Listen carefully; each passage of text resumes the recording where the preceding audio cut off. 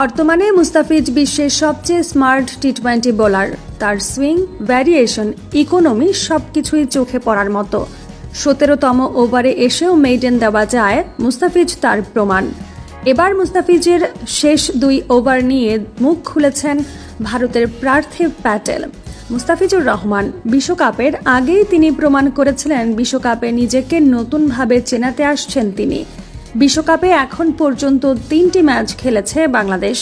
3টি ম্যাচেই সফল মুস্তাফিজ। সব শেষ ম্যাচে নেদারল্যান্ডের বিপক্ষে মুস্তাফিজ তার 4 ওভার মাত্র 14 রান নিয়েছেন। ইকোনমি মাত্র 3। নিজের শেষ 2 ওভারে মুস্তাফিজ মাত্র 3টি রান দিয়েছিলেন। এমন ইকোনমিক্যাল বোলিং করে মুস্তাফিজ এখন প্রশংসায় ভাসছে গোটা বিশ্বের কাছে। মুস্তাফিজকে নিয়ে এবার মুখ খুলেছেন ভারতের সাবেক ক্রিকেটার পার্থিব প্যাটেল। ক্রিকবাজকে দেওয়া সাক্ষাৎকারে তিনি বলেন, মুস্তাফিজ বোলার নয়, যেন ম্যাজিশিয়ান।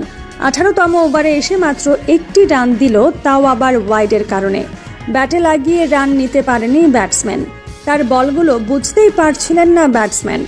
ব্যাট ঘোরালেও ব্যাটে বলে লাগছিল না। মুস্তাফিজ যখন বল করছিলেন তখনও নেদারল্যান্ডের জয়ের সুযোগ ছিল।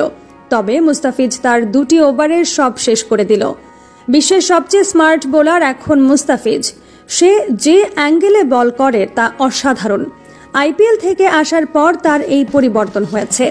সে যে ফর্মে রয়েছে তাতে এবারের বিশ্বকাপে ভয়ঙ্কর একজন বোলার হবে মুস্তাফিজ। কারণ তার মতো ডেথ ওভার স্পেশালিস্ট যে কোনো ব্যাটসম্যানের জন্য আতঙ্কের। রীতিমতো মুস্তাফিজের প্রশংসায় পঞ্চমুখ পার্থিব প্যাটেল।